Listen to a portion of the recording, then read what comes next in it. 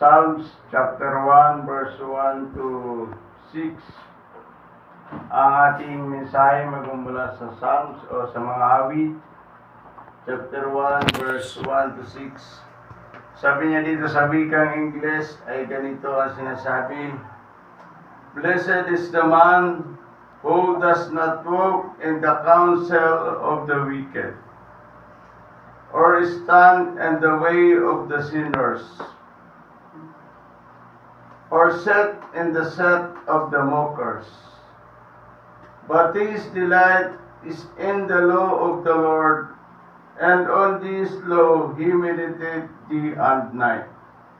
He is alike as tree plants of the extreme of the water, which yield its fruit in season, and those left does not wither. Whatever he does prosper. Not so the wicked, they are like a skiff that the winds blows away. Therefore the wicked is not stand in the judgment, or the sinner is the symbol of the righteous. For the Lord watches over the way of the righteous, but the way of the wicked will perish. Bendisyon na ng Diyos ang pagkabasa na kayong mga salita. Tayo manalangin. Panginoong Diyos na makapangyarihan, samahan niyo po ang iyong mga salita ngayong umagang ito.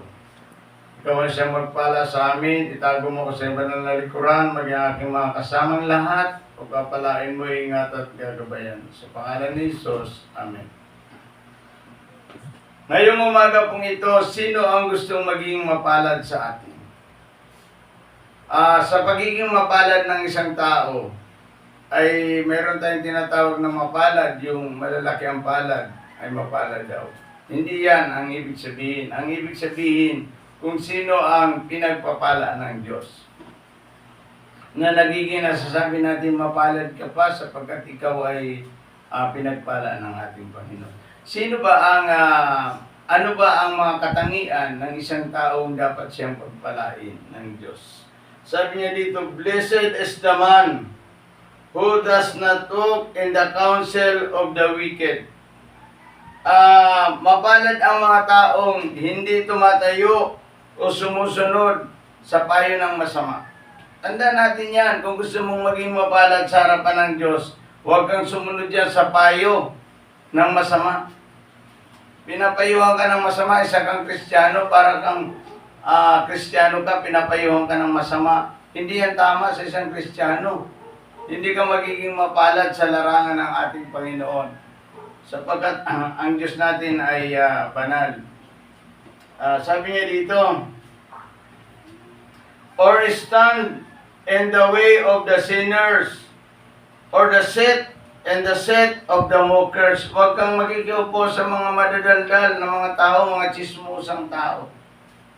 Huwag kang upo dyan sa mga upuan ng mga madadaldal, lalo na ang ating bansa ay naglalagay sila ng mga sinatawag nating tambayan ng mga chismosa. Meron ba tambayan ng mga chismosa? Marami, di ba? Mga tambayan ng chismosa, mayroon ano? Marami. Marami tayong tambayan ng mga chismosa. Huwag tayong magigiupo doon. But his delight in the law of the Lord, and on this law he meditate day and night. Ito yung gusto ng Diyos.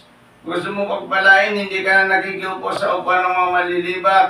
Ikaw ay nag-aaral ng salita ng Diyos.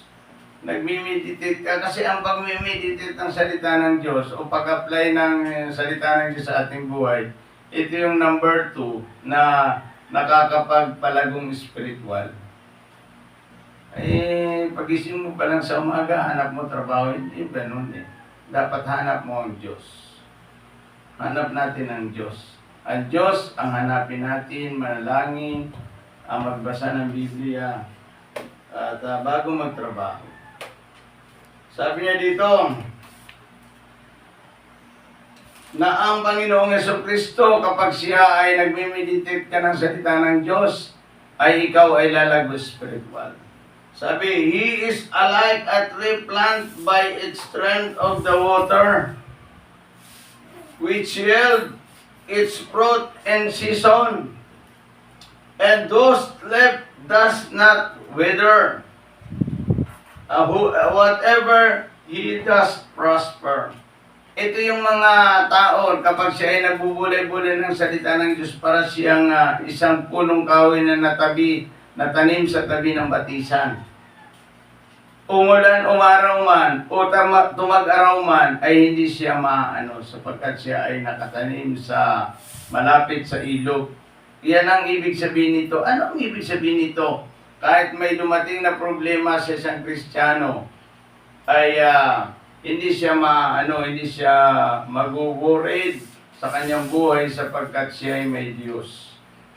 Naalala niya ang mga salita. Minsan sasabihin natin kahit gaanong yan ang sinasabi sa TV, yan ang sinasabi sa mga Facebook, sa mga YouTube ng mga song leader natin. Kahit gaanong problema ang dumating sa akin, hindi ako maano. So, hindi ka nga nag-meditate ng salita ng Diyos, hahamunin mo pa ang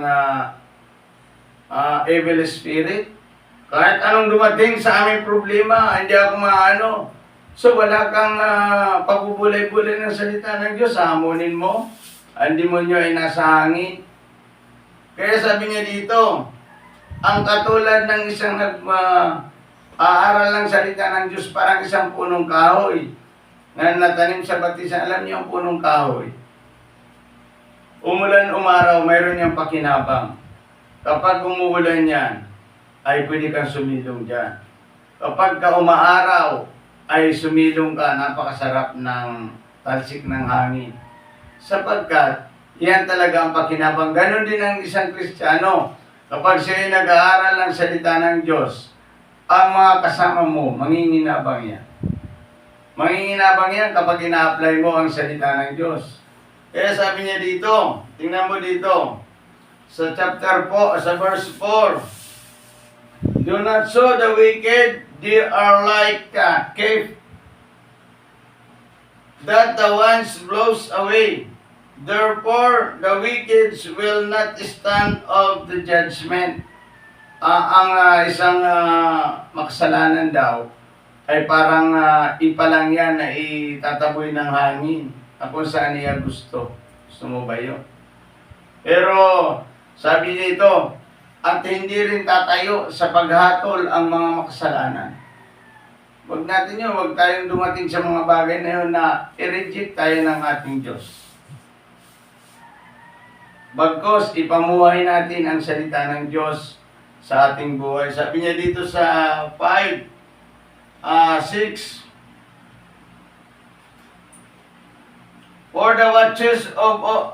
For the Lord watches over the way of the righteous, but the way of the wicked will perish. Ang Diyos, ang Panginoon natin ay nakatingin sa mga taong banal.